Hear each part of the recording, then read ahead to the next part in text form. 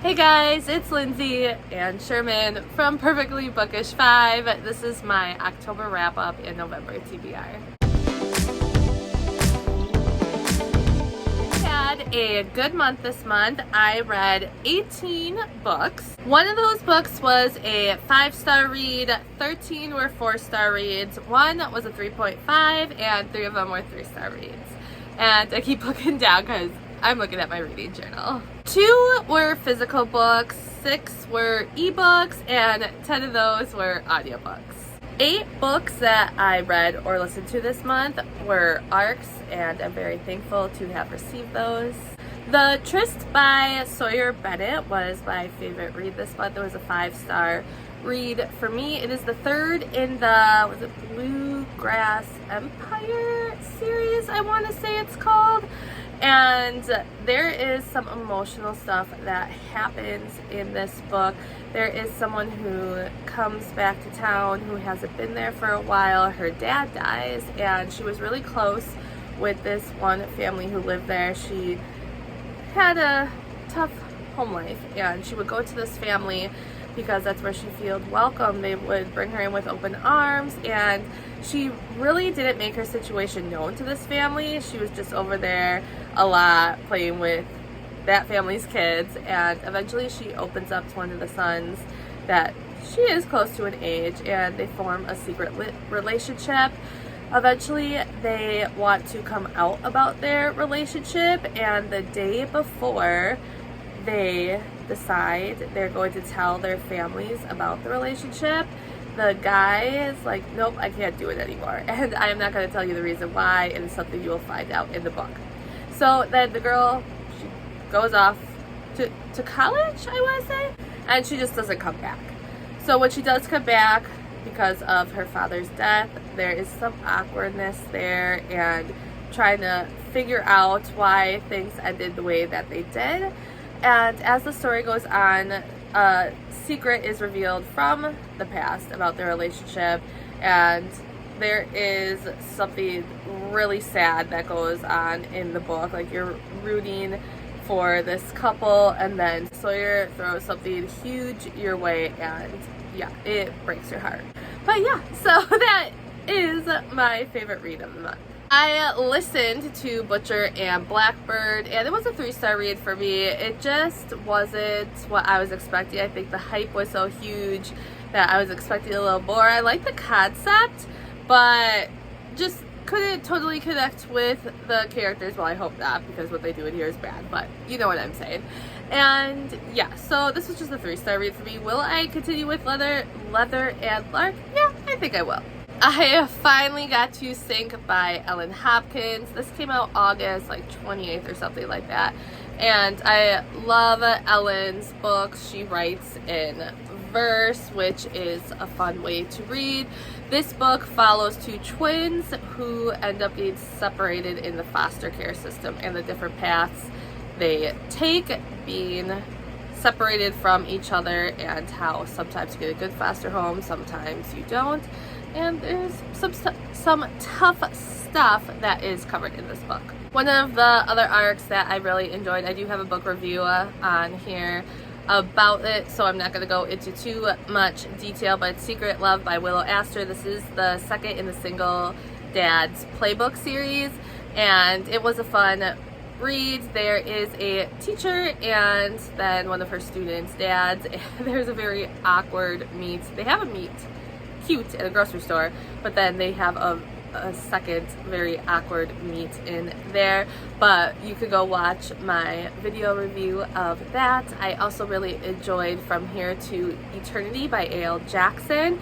That I also have a video of with a review, but there you have someone who's running away from something, and she finds this small town, and she lives above a shop where she meets this girl, and she invites her out, and she realizes that the brother of this girl is someone that she has had a few different run-ins with, and he notices that something is wrong with her, and he wants to help her because he can see that she's scared, like spooked by something, and he has a son. They actually meet in a tattoo shop, the girl and guy, before she really even meets the sister, and she needs this tattoo like here and now, and it is interesting how stuff goes from there, but he really does help her out. And you know what, I need to stop. Go watch the review video. Another book that I listened to was A Jingle Bell Mingle by Julie Murphy and Sierra Simone. This is the third in, what is it, the Christmas Notch, I think that's what it is, the series, and it actually was my favorite so far. One of the characters trying to write a screenplay, and she's never done it before, and I'm sorry, I am blanking on the guy. I know he lost his wife, and he doesn't really think, oh, okay, it's coming back to me. He lost his wife, like she died, and he really doesn't want a relationship with anyone, like some fun, yes, but doesn't think he could ever be in a relationship with someone again. And he is a musician, and they've been waiting for him to like kind of not get over his wife's death, but just be ready to move on and produce his music, and he just isn't able to do that yet. I did have this huge plan to listen or read to 3 or 4 Stephen King books, and I only got to 1, and it was Pet Sematary. I have already watched the movie for that, so I didn't go back and watch it, but it was interesting, and it was kind of creepy in some parts as well. I listened to it, so I think things could be creepier when I personally listen to it versus reading it, but I'm glad I'm finally able to check that Stephen King book off my list. I listened to quite a few different hockey books, and read this month. There's one by Joe Brenner, Brutal Game. I listened, well, Wicked Games by S. Mastery. The guy plays hockey, but it's not the biggest part of the story. Then Piper Rain had a new book come out, well, a new series I should say, called Mr. Heartbreaker, and that was a fun read. It was a hockey player, and then the brother plays hockey, and the sister ends up meeting the hockey player at a wedding. She knows who he is, but he doesn't realize that he has played hockey with her brother, and he doesn't recognize her.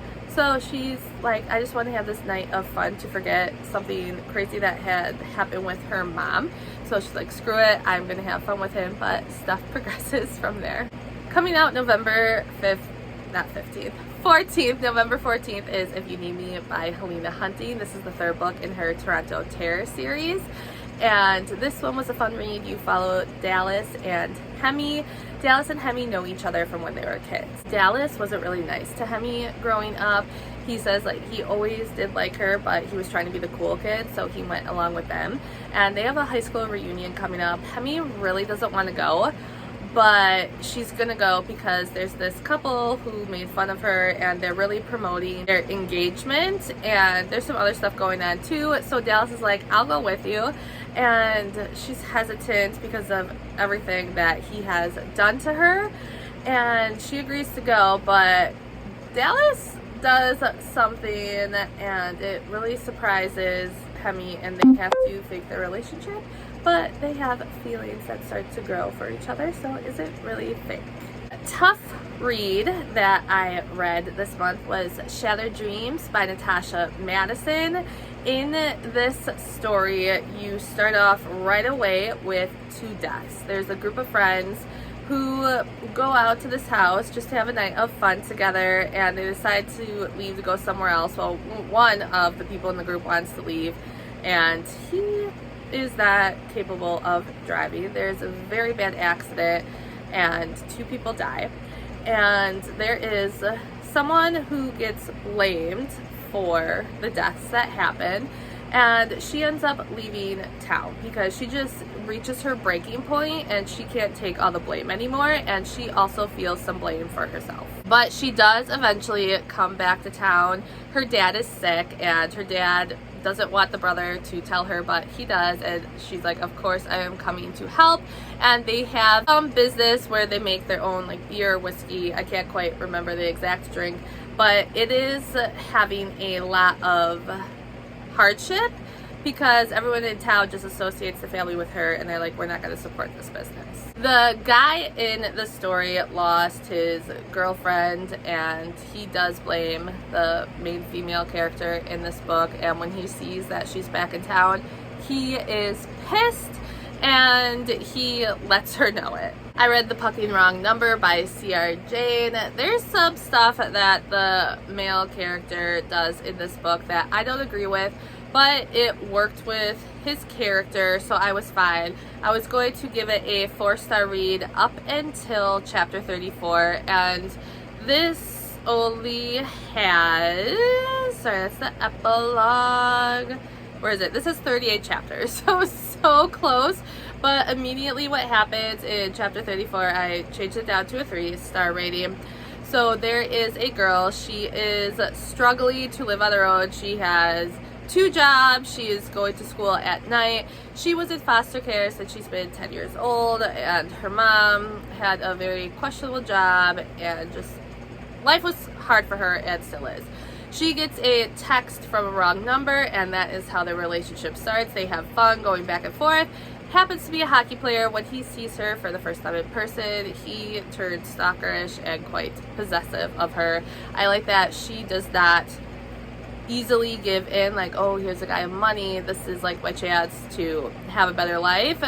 She doesn't do that, which is admirable. And yeah, he does something that I just think is unforgivable, and I think she kind of gives in too easily, but everything before that, I would have given it 4 stars. Then I also read The Substitute by Kristen Proby. This is a Single in Seattle novella, and I enjoyed this book. We have a workplace romance. The guy can't keep a temp to save his life. His secretary, after many years, retired, and he's having trouble finding a replacement. There's a girl who just came back from Europe, and she is looking for a job, so she really doesn't know what she wants to do with her life, so she goes to a temp agency, and she's able to put up with this guy's crap.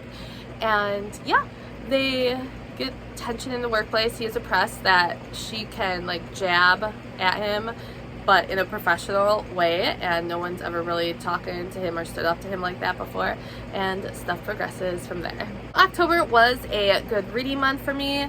I decided I do not want to give myself a November TBR. I just want to mood read.